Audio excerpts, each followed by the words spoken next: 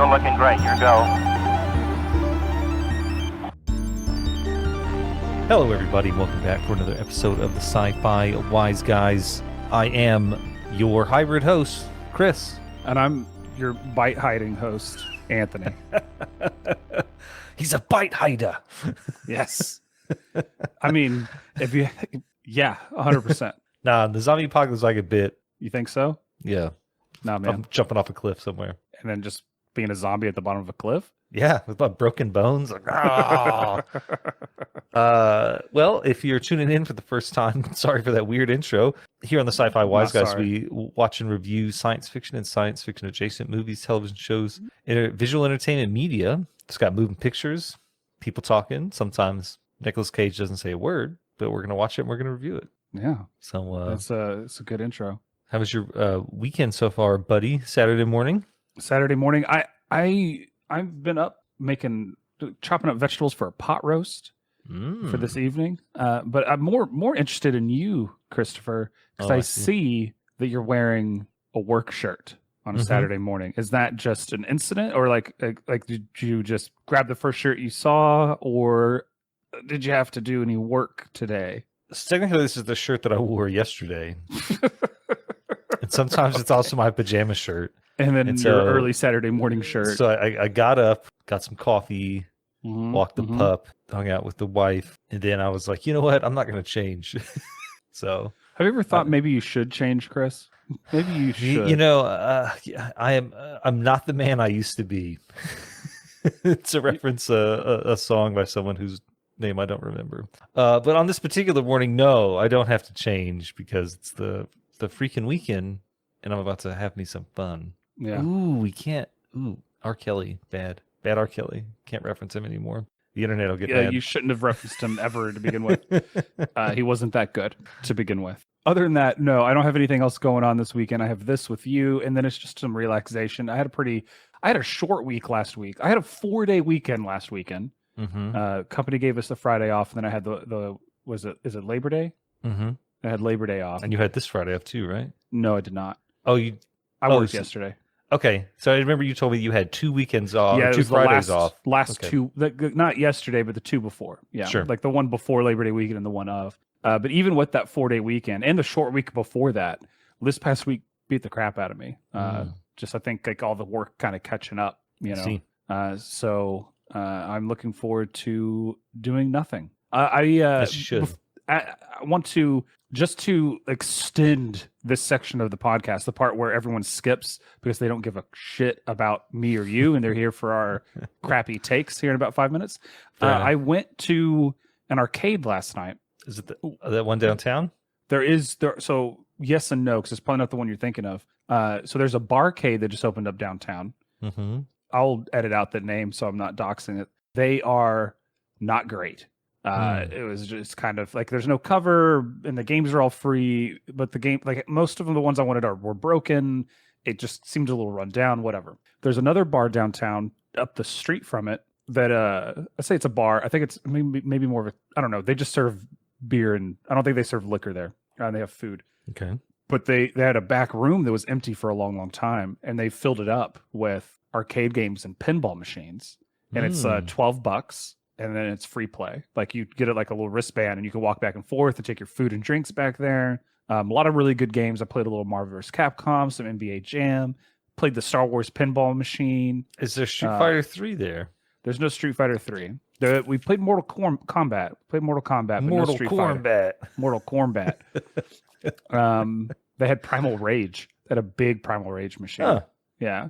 Overrated. Some classics, of course. I played Super Mario Brothers. I was like, this is an arcade game? This is crazy. Did you play Mario Brothers or Super Mario Brothers? Or the one when they're in their paint factory? Super Mario Brothers, like from the NES. Ah, okay. But it was made harder. They took away like most of the power-ups and replaced one-ups with power-ups. I guess trying to eat my quarters that didn't exist in this case. But no, it was a lot of fun. I highly recommend it. I'll let you know where it's at when we're off air. I don't have to bleep out names of places. I went to a pinball arcade in Austin once called Pinballers. Nice. Not that I'm particularly interested in pinball. Sure. But it's fun. I'd never been to one. And I bought a shirt there because, buy shirts to the places you go. Well, I made the mistake of wearing that shirt at my then job. And then some guy was like, oh, you've been to Pinballers? And I was like, yeah, I've been there a few times. And he was like, cool, that's really neat. And then he starts just talking to me about pinball. And and I don't remember the guy's name, but I was like, hey, man, look, I'm not the biggest fan of it. I bought the shirt because I was there and I wanted to support the business. And he was like, oh, okay, cool. And I thought that was the end of that, right? You know, normally most people would pick up the social cue like, you know, he doesn't know anything. He just has the shirt. Well, just like for the rest of the time I worked there, this guy would be like, hey, did you hear that Pinballers got the blah, blah, blah pinball machine? Like, I'd be like, no, man, I don't even remember where it is. It was in a big warehouse kind of stuck downtown Austin. Nice. But yeah, no, I was just like, dude, you need to calm down, man. If you say another word about pinball, I'm gonna pin your balls. Okay, chill. Wow, bro. Wow. Here's some screenshots just for you. Lethal Weapon 3. Lethal Weapon 3 pinball, man. I didn't see this Turtles pinball while I was there, but does Danny Glover say that he's getting too old for this? No, it's all just, you know, it is what it is. But that's the name of it. It's downtown. Okay. Yeah, it's pretty nice. So that's what I did last night. But you know what I'm doing this morning, Chris? I'm going to talk about bad zombie movies. Why don't you tell the people what we watched? We watched Wyrmwood Apocalypse is a 2021 Australian action horror film directed by Kia Roche Turner, starring Luke McKenzie, Shantae Barnes-Cohen, Jake Ryan, Bianca Brady, and Jay Gallagher. It is a sequel to 2014's Wyrmwood. Road of the Dead. Oh, well, I just Wikipedia says Wyrmwood. Yeah, I think it was like Wyrmwood, and then when they exported it, they added the subtitle. Yeah. Yeah, let's get some facts out of the way. So, over on IMDb, the blurb reads, in a zombie-infested Australian wasteland, Soldier Reese has dedicated his life to tracking and capturing survivors for the Surgeon General in hopes of finding a cure. Okay. 5.4 out of 10 stars. With about 3,000 ratings. Unweighted mean 5.5. Yeah, that's about right. 24.4% of the votes coming in at a 6. Over on Rotten Tomatoes, check out that screenshot. It has got 87% fresh with 23 critic reviews and a 51% audience score. This thing's actually on Metacritic with a 62 Metascore and a 5.2 user score.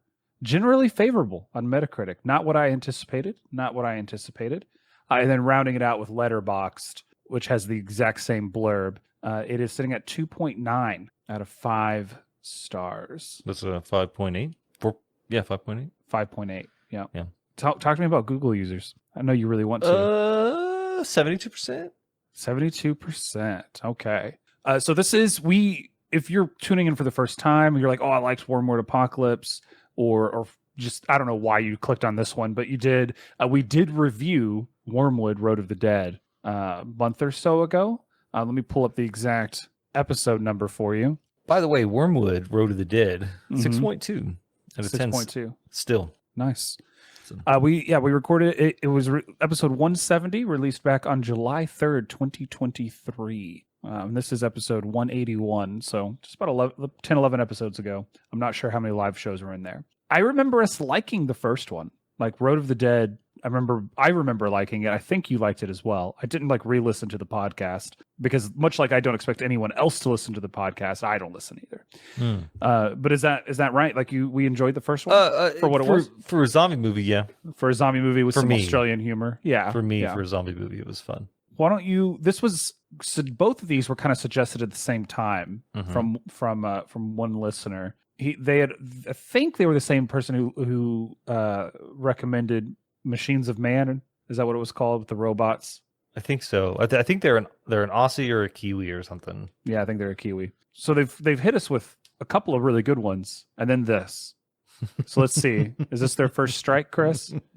Or did you like it? What did you think? I'm going to describe this movie in one word. Okay. Grime. Ooh. I felt that's a good word. Dirty watching this movie. Not like dirty like I'm handcuffed to a bedpost or something. Dirty as in I needed to take a shower. I felt like while I was watching it, I was like, can I pause this and shower? Can I do it now?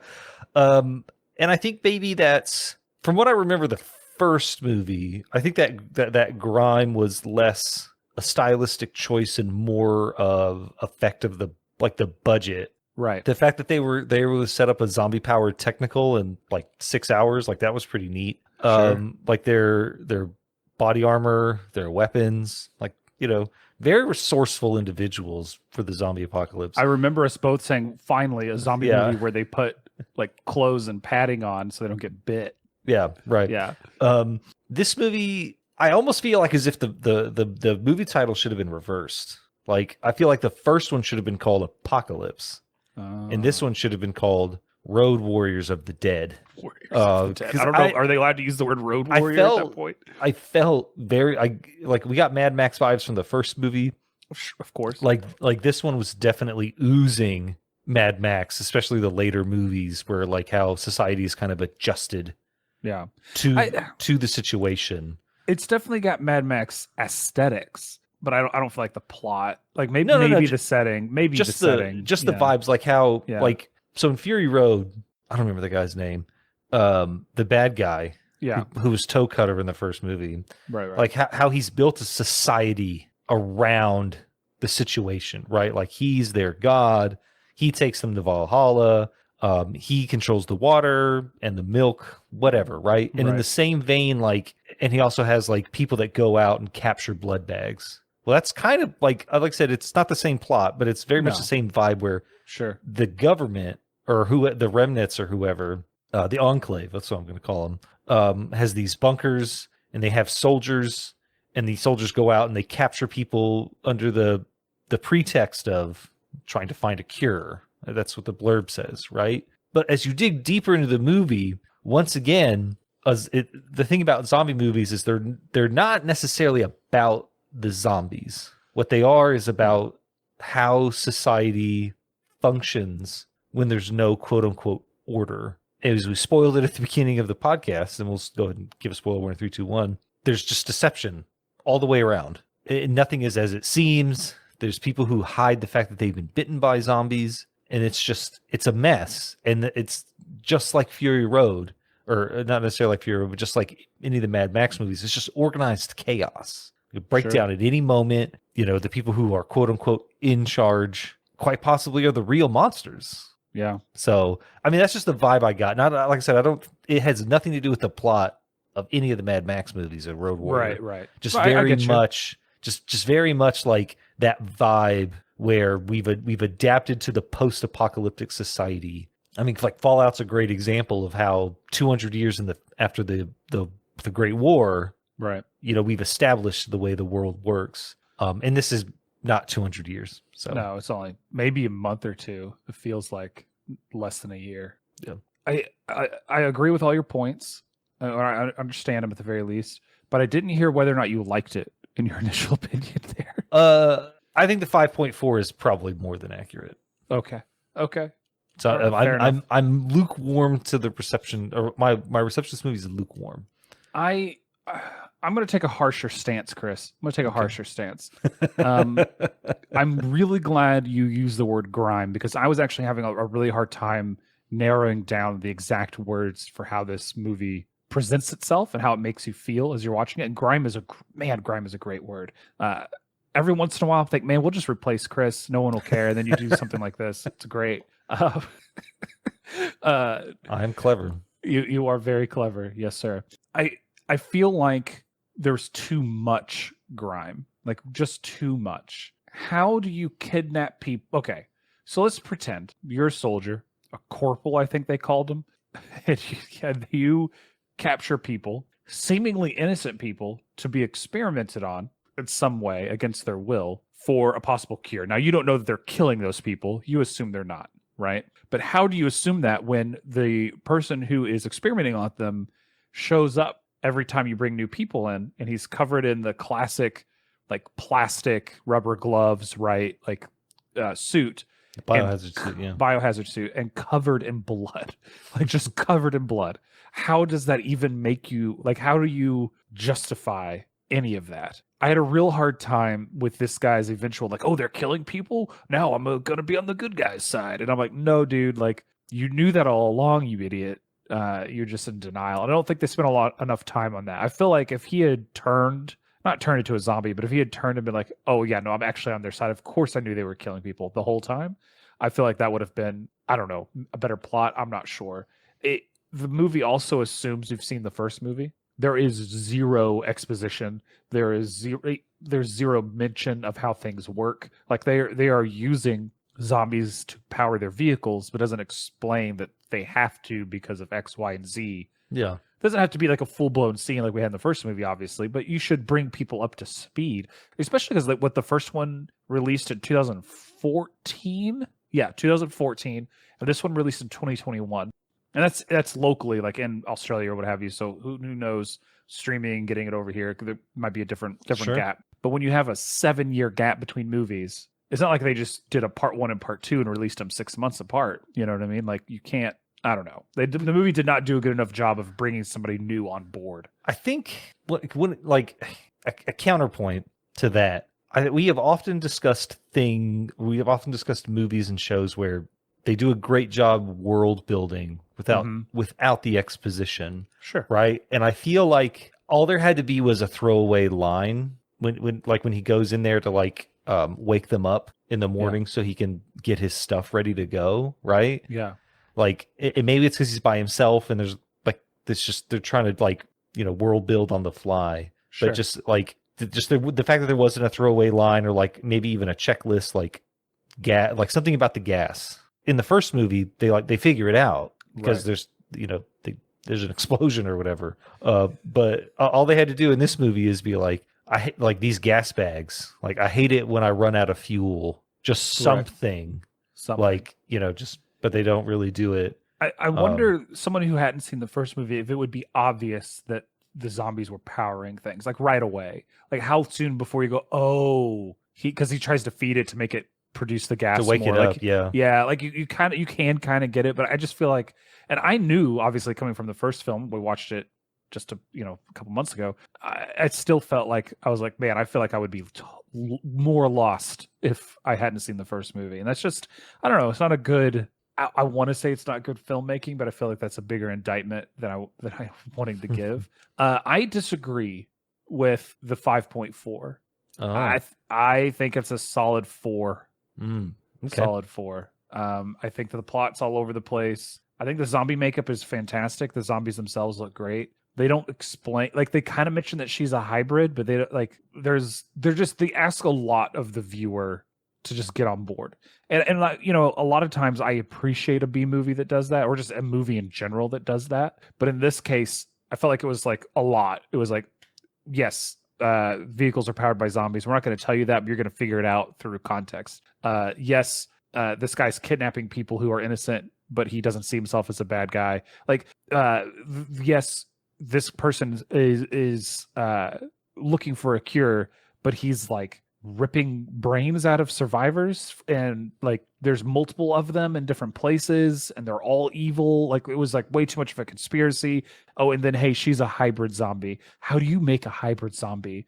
Like you have to explain that. Is this some Blade situation? You know what I mean? Like I feel like using the word hybrid makes the brain go in a lot of different ways. Sure. You got to explain it. So I just felt like there was a lot of leaps. Now the action is good. The actors do a good enough job for sure. Like I have no complaints about any of that. I have one complaint about what's his face. I know he became a zombie at the end of the last movie, but was it Benny not being there? I miss Benny. Benny was great. Well, I'm pretty sure he got a bullet in his head. No, he was a zombie at the end of the last movie. I thought, yeah. But they kill him. Did they? They killed him. I don't recall because he's like, I got a boomerang under the car here. Yeah, and then he does this heroic thing and then dies. So. Yeah, I could have sworn like in the last like scene or something he was a zombie. I'm checking Wikipedia. Nope, don't see it mentioned. Regardless, I feel like it's just asking too much of the viewer and not. It delivers some good zombie action and an interesting world, and the zombies are a little bit different, but it asks too much to get there. I don't feel like I feel like the balance is quite there. Sure. I liked the first one quite a bit. For somebody who doesn't watch a lot of horror, I've seen my fair share of zombie movies. I liked the first one. I think it's a solid 6.5. This one just falls short. It just falls short, in my opinion. I gotcha. We talked about this maybe briefly when we reviewed Road of the Dead, but they were originally going to do a TV series or miniseries sequel as opposed to a full-blown movie. And they released like a little trailer for it. They announced that like pretty soon after the first movie came out, like maybe a year later. And obviously that never came to fruition. Do you get the impression that this is the leftover pieces of what, like if they had made this a 8-episode miniseries, you could have a lot more time. Maybe I wouldn't have a lot of those complaints where it feels like they're just pushing by to get to these big set pieces or what have you. Do you feel like that's what it is, or do you think this was wholly original and just maybe? I mean, maybe the plot, but it's fairly continuous. Yeah, or contiguous. Like I feel like it is definitely a self-contained. The only part that really doesn't make a whole lot of sense, like in terms of how it fits into the plot, is the nieces. Sure. Like, I mean, the beginning of the movie opens up with one of them being bit by Brooke, right? Right. And like, and you're like, okay, where did they find these people? Where do they come from? How do they know that? How do they know that Uncle Benny trusted them? Yeah. Like, I mean, obviously they might have explained it to him, but like Benny never explains to Brooke and whatever homeboy's Barry, name is, who they like. Oh yeah, I've got some nieces in Sydney or whatever. There might have been a throwaway line, but it would have been very quick. And and maybe that's what the miniseries was supposed to explain. Maybe. Is them, encountering these girls. Yeah, no, I think my big problem with Reese is that like even in the post-apocalypse, right? Like if you're just a delivery boy, which is what he is. Sure. Yeah. If you're going out there capturing people against their will, right? Like against their will, and you never see these people again. Yeah. Like it's not a situation where like you're the transporter. You're not just you take the package from point A to point B. You don't know what it is. You never look in the box because it's not your job, right? Right. But like you're the one that's delivered. That's your job. And so he just never looks in the barrels ever. Come on, man. Like me personally, and maybe it's different, right? Because we all deal with stresses differently. I'd probably wear more neck protection if I were him. Sure. But turtlenecks all around, right? At the very least. A gorget just constantly, just right here. Just an ascot. Yeah. Well, a gorget is the detachable armor piece. No, I'm just on an ascot. I'm light armor. I gotta run like a Teflon ascot. Yeah. I just want to look like Freddie Prinze Jr. You look like possible. Is it weird that Freddie Prinze Jr. played a character named Fred? I don't want to talk about it. I'm just upset that Shaggy didn't play Shaggy. Is that what we're doing for this October? Scooby-Doo movies? Scooptober. No. Scoob! No, I feel that like his arc, just like you said, it just doesn't make a whole lot of sense. Like, and they're just like okay with it. Like, I mean, yeah, look, Brooke and Barry have probably done some stuff. Oh yeah. Right? Like, no doubt, absolutely. But they're just like, I mean, and if I'm forgetting a line, maybe we're like, after this, we're gonna kill you or whatever. Maybe that happened and I just don't remember it. But I have a feeling that, he's like, I can get you in, and they're like, cool, and that's it, right? Like we're just gonna you ruined a bunch of you are a party to you're an accomplice, mass murder. Oh yeah. And it's just like, well, we forgive that. Yeah. Also, I don't think she controlled enough zombies in this episode or this movie. Yeah, in this movie, yeah. I don't feel like she expanded on that power enough. Like when they're like about to attack that bunker. Well, she did like have the zombies that were in the bunker strapped up. Right. I mean, I have using guns and stuff. I just have a feeling. If I was a hybrid zombie queen, I would just organize all the zombies in the area. You're queen, and just be their queen in your own right, and just do one big attack, right, for a distraction. And also like wait till nighttime.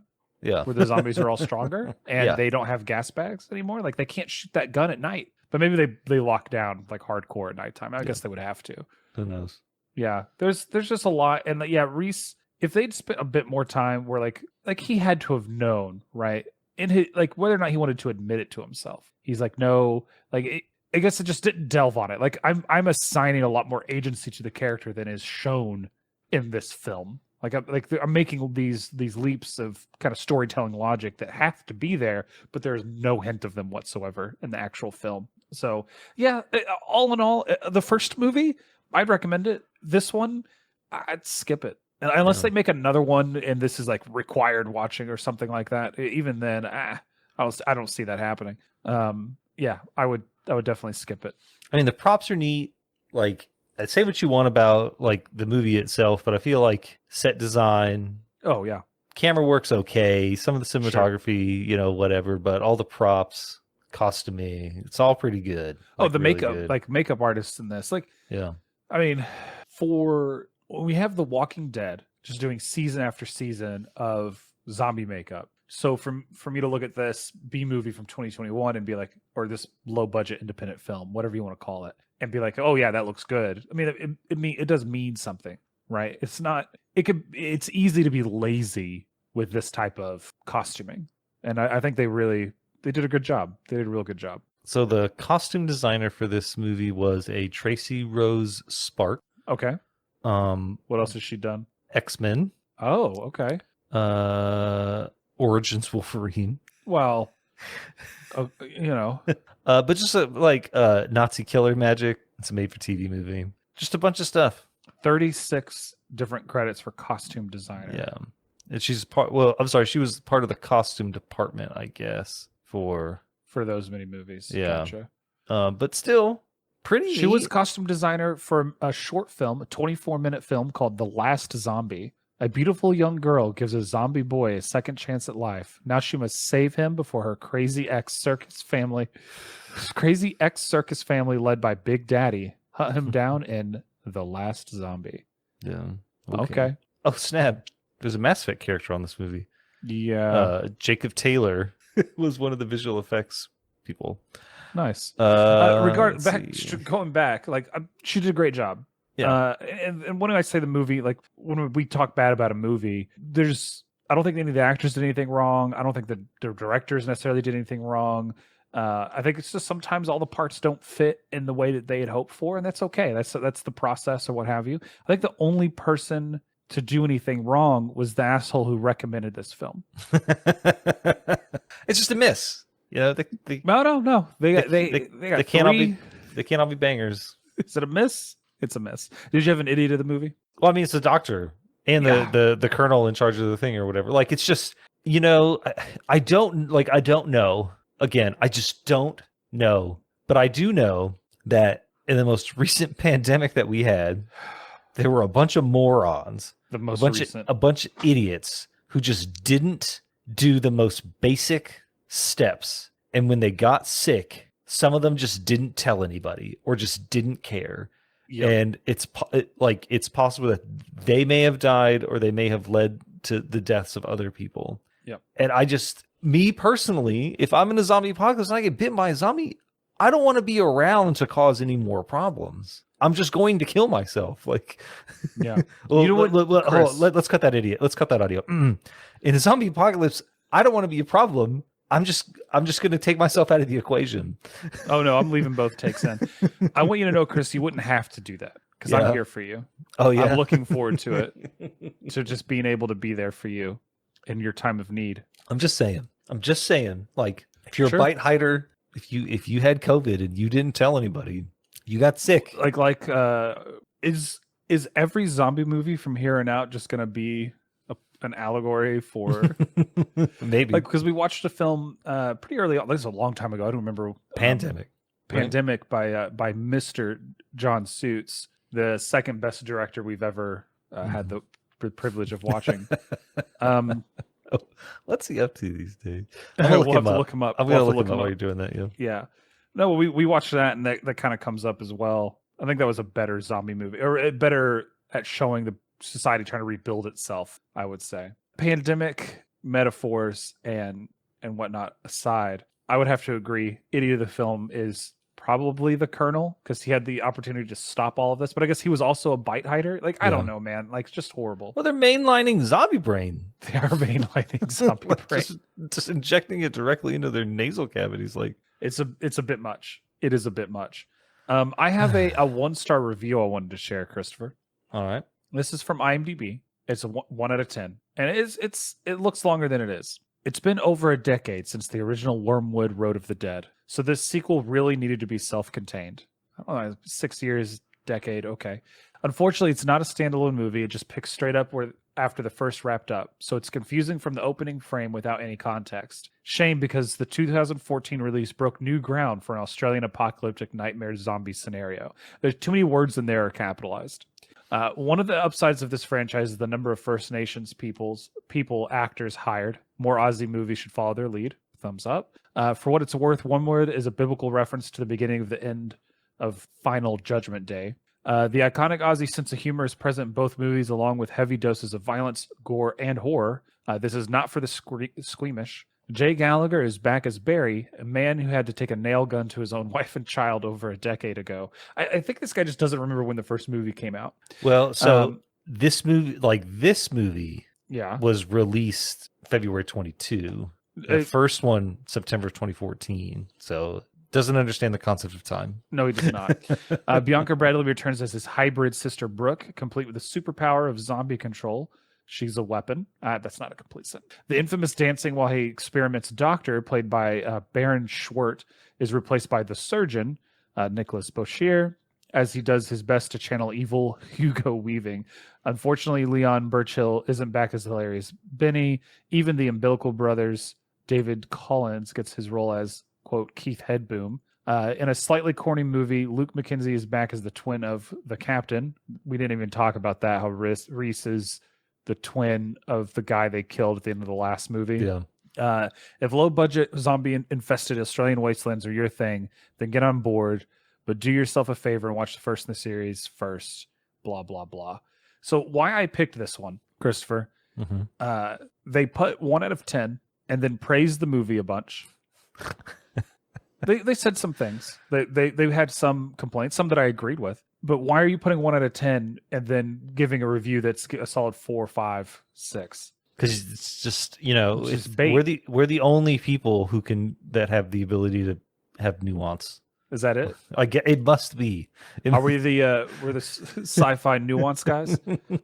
Is that what it is? Maybe. I just I don't think any movie we've ever watched or show has actually been a 1 out of 10.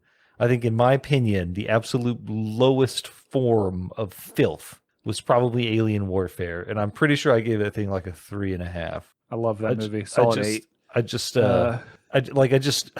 Even The Room at its worst is that's a 1, right? Just because it's got terrible direction, terrible acting, terrible director, odd voice dubbing, nice doggy.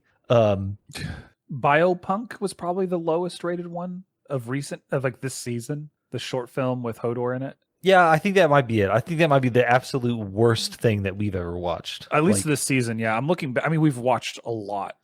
We have released quite a bit. Yeah. I'm pulling up the list here just for my own curiosity. Like even Artemis Fowl, a movie that I despised, isn't a 1 out of 10. Like, it's just based on its accomplishments alone, right? Let's see. I'm looking through things we hated. Obviously, you mentioned Artemis Fowl already. We didn't some things we just didn't care for, like Cursed or Project Power. Wasn't okay. Angels Fallen. Would that be a 1 out of 10? He's trying really hard to say no. I mean, as a science fiction adventure movie, yes. As a comedy, no. Fair enough. Okay, and that's through our first 25 episodes or so. So I think that might have been that was an interesting. Man, was that weird. If anyone can find anything redeeming about Angels Fallen, scifiwiseguys@gmail.com. Yeah, please. Right, and if you're redeeming, and if the one thing that you can find is redeeming is that you get to check out a chick's breasts, that's not redeeming. Don't email me at all. Yeah, don't email me at all. Yeah. Oh my god. Oh, there it is. There's my 1 out of 10. So my only 1 out of 10 is The Beyond. Yeah. A movie that I had forgotten about. Yeah. Sorry to bring that back up. I didn't realize that we watched Pacific Rim, The Black, WandaVision, and then The Beyond, and then kicked back with the Snyder Cut and Justice League content, and then watched that one time we got tricked into watching a a TV show that wasn't even sci-fi. Yeah, it's it was just this up and then straight down, and then undulating. Right back up. That's the quality of those episodes were. That's nuts. And then Tom and Jerry. Okay, so season 1 was interesting. All right. If you have other suggestions for independent films or television shows or what have you that are science fiction or science fiction adjacent, let us know. We're on social media at Sci-Fi Wise Guys, or as Chris mentioned, scifiwiseguys at gmail.com. We'd appreciate it. Stay healthy, stay hydrated, and don't be a bite hider. Don't be a bite hider. Just don't do it. Just I'm sorry you got to die, but sad. Go out, take as many zombies with you as you can. Exactly. Yeah. Thanks, guys. Yeah. Bye.